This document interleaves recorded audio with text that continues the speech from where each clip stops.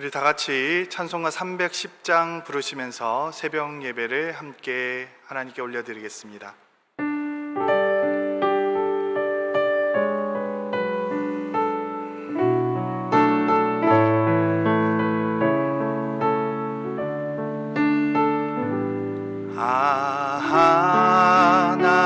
하나님의 은혜로 있을 데 없는 자 왜 구속하여 주는지 난 알 수 없도다.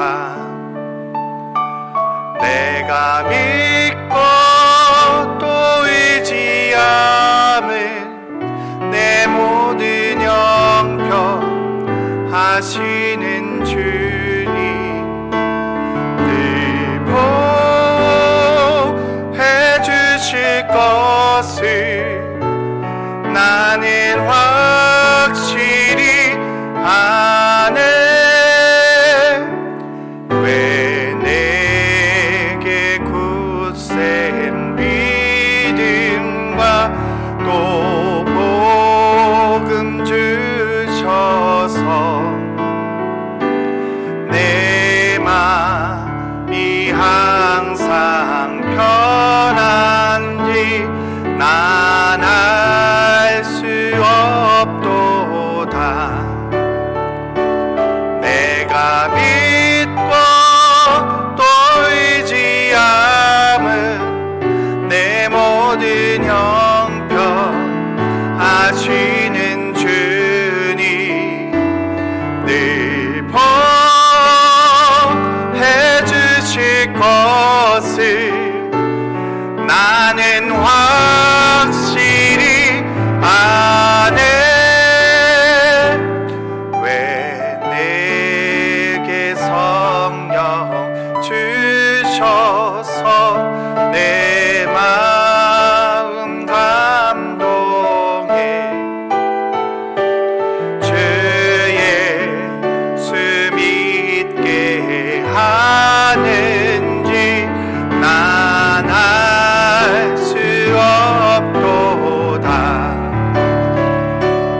내가 믿고 또 의지함을 내 모든 형편 아시는 주님 늘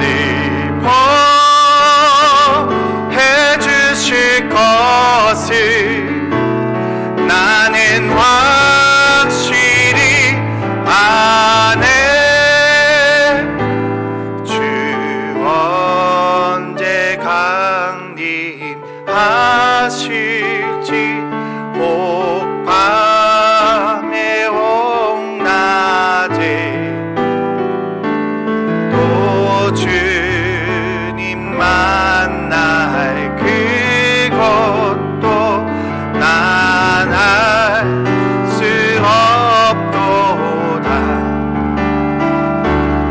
내가 믿고 또 의지함은 내 모든 형편 아시는 주님 늘 보호해 주실 것을 나는 확실히 아네.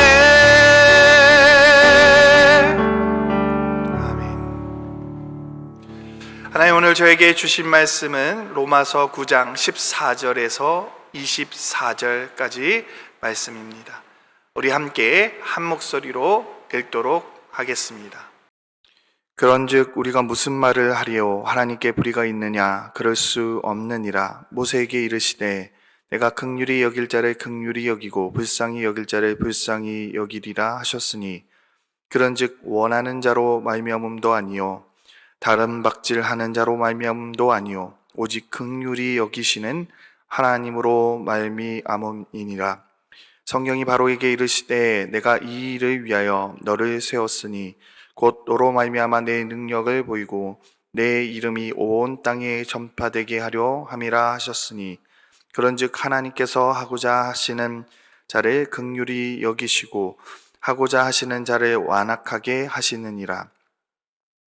혹 내가 내게 말하기를 그러면 하나님이 어찌하여 허물하시느냐 누가 그 뜻을 대적하느냐 하리니 이 사람아 내가 누구이기에 감히 하나님께 반문하느냐 지음을 받은 물건이 지은 자에게 어찌 나를 이같이 만들었느냐 말하겠느냐 토기장이가 진흙 한 덩이로 하나는 귀 있을 그릇을 하나는 천 있을 그릇을 만들 권한이 없느냐 만일 하나님이 그의 진노를 보이시고 그의 능력을 알게 하고자 하사 멸하기로 준비된 진노의 그릇을 오래 참으심으로 관용하시고 또한 영광 받기로 예비하신 바 긍휼의 그릇에 대하여 그 영광의 풍성함을 알게 하고자 하셨을지라도 무슨 말을 하리요 이 그릇은 우리 곧 유대인 중에서뿐 아니라 이방인 중에서도 부르신 자니라. 아멘. 오늘 말씀을 보면 바울이 이렇게 반문하고 있는 것을 보게 됩니다. 하나님께 불의가 있느냐? 그럴 수 없느니라. 이렇게 말씀하고 있습니다. 무슨 말입니까? 하나님에게는 불의가 존재하지 않는다는 것이죠. 어제 보았던 말씀을 다시 보지 않으면 정확히 무슨 뜻인지 이해할 수 없을 것입니다. 어제 말씀을 보면 하나님께서 태중에 있을 때 에서가 야곱을 섬기게 될 것이라고 하나님께서 말씀하시는 것을 보게 됩니다. 마치 하나님이 태어나기 전부터 야곱을 사랑하여 야곱을 뛰어나게 만들고 에서는 부족하게 만든 것 같은 것입니다. 이런 하나님을 향해 하나님 너무나 불의합니다 라고 말할 수 있느냐라는 것입니다. 그리고 21절 이후에서도 그는 토기장이의 비유를 사용합니다. 토기장이의 비유를 들면서 하나님께서 친히 귀히 쓸 그릇과 천이 쓸 그릇을 만들 권한이 왜 없느냐라고 이야기합니다. 토기장의 마음이라는 것이죠. 그렇지 않겠습니까? 좋은 것을 담을 수 있는 그릇을 만들 권한도 토기장이에게 있고 또 더러운 것을 담을 수 있는 그릇을 만들 권한도 토기장이에게 있는 것입니다. 필요에 따라서 토기장이는 좋은 그릇, 천한 그릇을 만들 수 있지 않겠습니까? 그런데 여기서 바울이 강조하고 싶은 것이 무엇일까요? 그것이 중요한 것입니다. 하나님의 절대적인 주권을 강조하고 싶었던 것입니다. 하나님은 당신의 의지대로 무엇이든지 하실 수 있는 분이시라고 말입니다. 심지어 그것이 우리의 구원의 문제일지라도 말이죠. 자, 이런 부분을 보며 어떤 사람들은 이렇게 반문할 수 있을 것입니다. 만약 하나님이 이 모든 것을 정해 놓으신 것이라면, 심지어 하나님이 구원받을 사람과 구원받지 않을 사람을 만들어 놓으신 것이라면 하나님은 불의한 분이 아니십니까? 라고 이야기할 수 있는 것이죠. 이러한 질문, 바로 예정론에 관한 질문을 할 수 있는 것입니다. 자, 그러나 오늘 이 본문은 오히려 그러한 예정론적 질문이 더 이상 필요치 않음을 이야기해주고 있는 본문이라 볼 수 있습니다. 이스라엘 백성들은 그들 스스로 선택받은 민족임을 강조하고 있습니다. 심지어 탈무드를 보면 하나님께서 유대인을 만드시고 이방인을 만드신 이 목적이 지옥의 불쏘시개로 사용하기 위함이라고 그렇게 기록하고 있습니다. 물론 굉장히 극단적인 이야기이기는 하지만 얼마만큼 이방인들을 무시하고 있는지 알 수 있는 대목이죠. 자신들만 구원받을 수 있는 그런 존재들이고 다른 사람들은, 다른 민족들은 절대 구원받을 수 없는 지옥불에 던져져야만 하는 그런 사람들이라고 이미 단정짓고 있는 것입니다. 로마서를 읽고 있는 유대인들 역시 다르지 않다는 것을 바울은 알고 있습니다. 여전히 그들은 선택받았다 하는 것에 집중하고 있는 것이죠. 하나님이 선택했기 때문에 그들은 구원받을 수밖에 없는 존재라고 그렇게 생각하는 것입니다. 여러분, 예정론의 약점은 바로 이것입니다. 하나님에 의해 예정받은 사람은 그것으로 족하다 하는 생각을 갖게 하는 것입니다. 하지만 하나님은 그렇지 않음을 오늘 말씀에서 밝혀 두고 있습니다. 24절 말씀을 보면 하나님은 유대인뿐만 아니라 이방인도 부르셨다라고 그렇게 기록하고 있습니다. 선택받은 민족인 유대인이기 때문에 구원을 받는 것이 아니라는 것이죠. 오직 하나님의 긍휼로 말미암아 구원은 이루어진다라는 것입니다.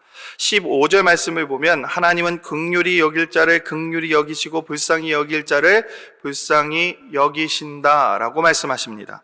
출애굽기 33장 19절 말씀, 바로 이 모세의 이야기를 바울이 인용한 구절입니다. 이 이야기는 이런 것입니다. 하나님이 긍휼히 여기는 자, 그 사람은 긍휼히 여김을 받는 것이죠. 하나님이 불쌍히 여기는 사람, 그 사람은 불쌍히 여겨진다는 것입니다. 다시 말하면 하나님의 긍휼과 은혜는 다른 잣대가 필요한 것이 아니라는 것입니다.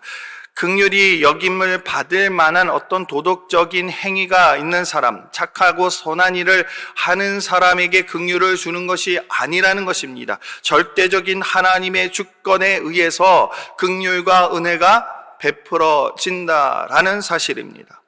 16절에서도 그것에 대해서 부연 설명하고 있습니다. 원하는 사람 때문도 아니요, 다른 박질하는 자 때문도 아니고 오직 긍휼히 여기시는 하나님으로 말미암았다라고 이야기합니다. 여기서 강조하고 있는 것은 바로 하나님의 은혜라는 사실입니다. 과거에 하나님이 이스라엘 백성들을 선택한 것은 그들이 다른 민족보다 뛰어나기 때문이 아니라고 성경은 계속해서 기록하고 있습니다. 전적인 하나님의 은혜를 강조하고 있는 것입니다. 그러면 로마서를 쓰고 있을 당시에도 똑같이 적용될 수밖에 없습니다. 하나님이 당신이 구원할 백성을 선택한 것은 유대인이기 때문이 아니라는 것입니다. 온전히 하나님의 은혜 때문인 것입니다. 그렇게 이방인 역시 하나님의 은혜 안에 있다면, 하나님이 긍휼히 여김을, 하나님이 그들을 긍휼히 여기신다면 그들은 긍휼히 여김을 받을 수밖에 없는 것입니다. 불쌍히 그들을 여기신다면 그들은 불쌍히 여김을 받을 수 있는 것입니다. 하나님의 은혜라는 것은 바로 이런 것입니다. 전적인 하나님의 주권 안에 있다라는 것입니다. 하나님이 이방인들을 긍휼히 여기시고 불쌍히 여기신다는 사실을 성경은 기록하고 있습니다. 자, 그렇다면 유대인의 문제점은 무엇입니까? 그들은 혈통적인 것을 강조하고 있습니다. 그러나 그 앞에서 아브라함의 이야기를 들면서 바울은 혈통적인 것 때문에 하나님의 은혜를 입는 것이 아니라고 그렇게 말씀하고 있습니다. 유대인이기 때문에 하나님의 구원을 받는다고 생각하는 것이 잘못되었다는 것이죠. 그들은 적어도 하나님의 율법을 잘 지킨다고 생각합니다. 그러나 그러한 것 때문에 은혜를 입는 것이 아닌 것입니다. 전적으로 하나님의 구원은 하나님의 은혜 때문입니다. 하나님의 주권에 의해 정해진 하나님의 은혜 때문이라는 사실입니다. 여러분, 그것을 잊어버리면 당시 유대인들과 같이 되어버리는 것입니다. 당시 유대인들은 그것을 잊어버렸습니다. 이 모든 것이 하나님의 은혜 때문이었다는 사실을 잊어버린 채 자신들이 선택받은 민족이기 때문에, 혹은 하나님이 주신 그 율법을 잘 지키고 있기 때문이라고 생각을 하는 것입니다. 성도 여러분, 이러한 문제는 우리에게도 동일하게 적용이 됩니다. 우리가 교회에 다니기 때문에, 혹은 그래도 다른 사람들보다 하나님의 말씀을 잘 알고 그것을 잘 실천하기 때문에 우리가 구원을 받는 것이 아니라는 사실을 우리는 알아야 합니다. 전적인 하나님의 은혜 때문입니다. 하나님의 우리를 불쌍히 여기셨고 우리에게 구원의 은혜를 베풀어 주셨기 때문에 우리는 지금 이 자리에 있을 수 있는 것입니다. 하나님이 로마서 9장을 통해서 우리에게 이야기하고자 하는 바는 예정된 구원이 아니라 하나님의 전적인 구원, 은혜의 구원인 것입니다. 예정된 존재가 아니라 하나님의 은혜 안에서 우리는 구원받는 존재입니다. 자격이 없는 존재인 것을 우리는 인정해야 합니다. 그것을 인정할 때 우리는 하나님의 그 은혜를 온전히 누릴 수 있게 되는 것입니다. 그리고 우리가 하나 망각하고 있는 것이 있습니다. 하나님은 절대 불의한 결정을 하시는 분이 아니시라는 것이죠. 하나님 마음대로 결정할 수 있다 하더라도 그것이 이 세상을 만드신 하나님에 의해서 결정되어진다면 문제가 없다 하더라도 그 하나님, 우리가 아는 그 하나님은 결코 불의한 결정을 하시는 분이 아니시라는 사실입니다. 어떤 사람은 하나님은 결코 어떤 사람은 죄를 짓고 지옥불에 던져질 사람, 어떤 사람은 죄를 짓고도 은혜를 입어서 구원받을 사람, 이렇게 정해 놓지 않으셨다는 것입니다. 구원의 그러한 예정은 그런 것이 아닙니다. 웨슬리는 그의 설교 예정에 대해서 하나님은 예정이 아닌 모든 것을 알고 계시는 분으로 설명하고 있습니다. 정해놓은 것이 아니라 하나님은 다 아신다는 것이죠. 하나님의 전지에 대해서 그는 믿고 있는 것입니다. 그러나 인간에게 자유의지를 주었다는 것입니다. 그런 것이 없다면, 인간에게 만약 자유의지를 주지 않고 하나님이 모든 것을 다 프로그램해 놓고 우리의 이 모든 행동이 다 하나님의 전적인 예정에 의해서만 이루어진다면 죄에 대해서 누가 책임을 물을 수 있겠냐는 것입니다. 이 말씀을 오늘 본문 말씀 17절 말씀에 나오는 바로의 이야기에 적용해 보자면 하나님은 바로가 악한 결정을 할 것을 이미 알고 계셨습니다.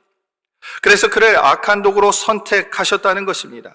그러나 이것은 하나님께서 바로를 죄를 짓게 하기 위해서 만드신 분이 아니라는 것입니다.